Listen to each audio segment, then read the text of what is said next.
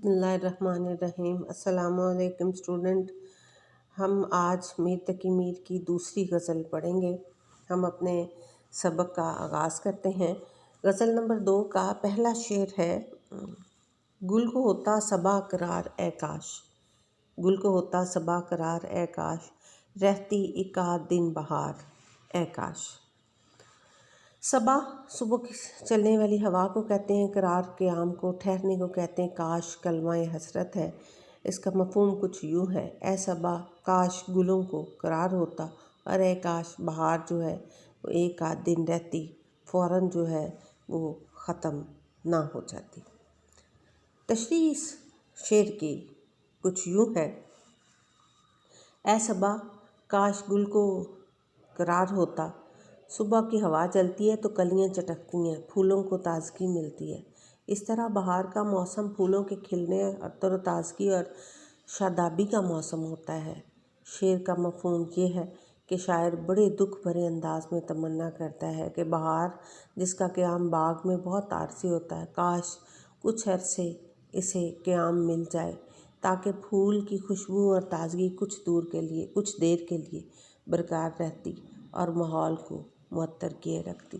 لیکن دراصل یہ شعر میر کی ذاتی زندگی، ان کے دکھوں اور قلبی کیفیات کا آئینہ دار ہے۔ میر بچپن ہی میں والدین کے سایہ محبت سے محروم ہو گئے۔ بعد میں سوتیلے بھائیوں اور ماموں کے ناروا سلوک نے دکھوں میں اور اضافہ کر دیا۔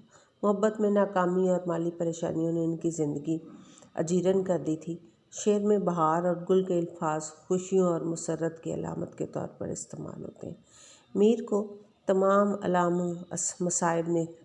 عمر علائم و مصائب نے گھیرے رکھا اور خوشیوں کا منہ دیکھنا نصیب نہ ہوا۔ اس لیے وہ بڑی حسرت بھرے لہجے میں کہتے ہیں: کاش میری زندگی میں بھی کوئی خوشی کا لمحہ آ جاتا تاکہ میں کچھ دیر کے لیے نامرادیوں کے دشت سے نکل کر خوشیوں کی وادی میں آ جاتا اور چین اور سکون کے کچھ سانس لیتا۔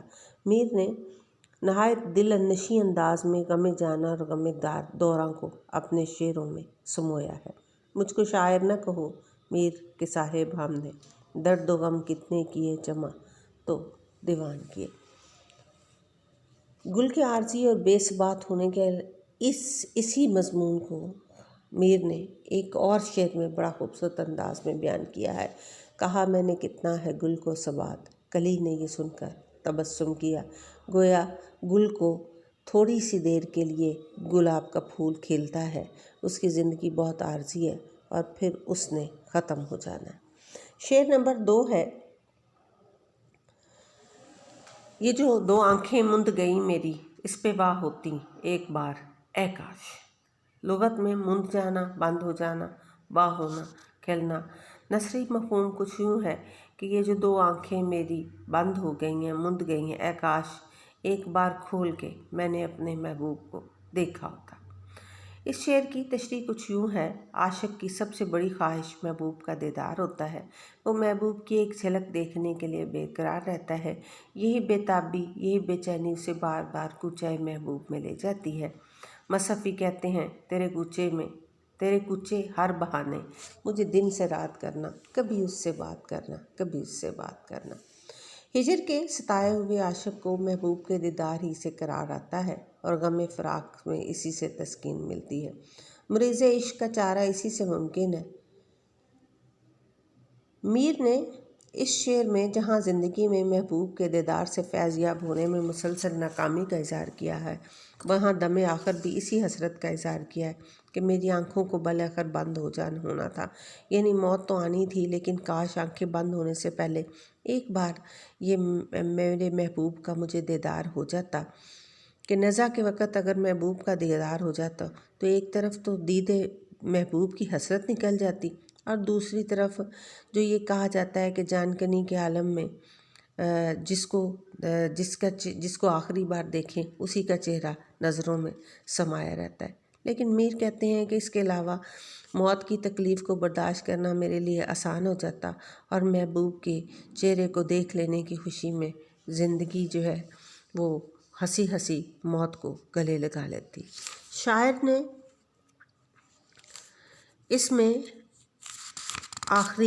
کے آخری دو الفاظ جو ہیں کہ مندنا اور با ہونا یعنی بند ہو جانا اور کھل جانا میں ایک جیسے ایک دوسرے کے متضاد الفاظ استعمال کر کے اس شعر میں صنعت تضاد سے بھی کام لیا ہے۔ اس غزل کا شعر نمبر 3 کچھ یوں ہے: کس نے اپنی مصیبتیں نہ گنی، رکھتے میرے بھی غم شمار اے کاش۔ شمار رکھنا، گننا۔ نثری مفہوم کچھ یوں ہے: کس نے اپنی مصیبتیں نہ گنی، اے کاش لوگ میرے بھی غم جو ہے وہ شمار کرتے۔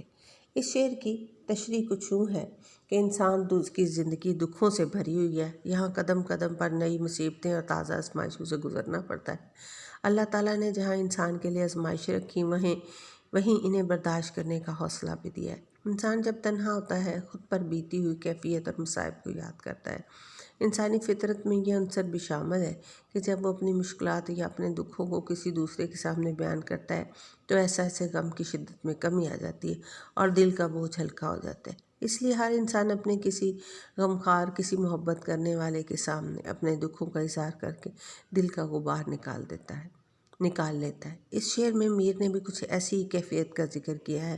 میر کہتے ہیں کہ ہر شخص میرے سامنے آ کر اپنی بپتا سنانے لگتا ہے، اس طرح وہ ظاہر کرتا ہے کہ دنیا بھر کے دکھ اسی کے حصے میں آئے ہیں اور اس جیسا دکھی زمانے بھر میں کوئی اور نہیں ہے۔ ساتھ ہی وہ اپنے دل کا غبار بھی نکال لیتا ہے۔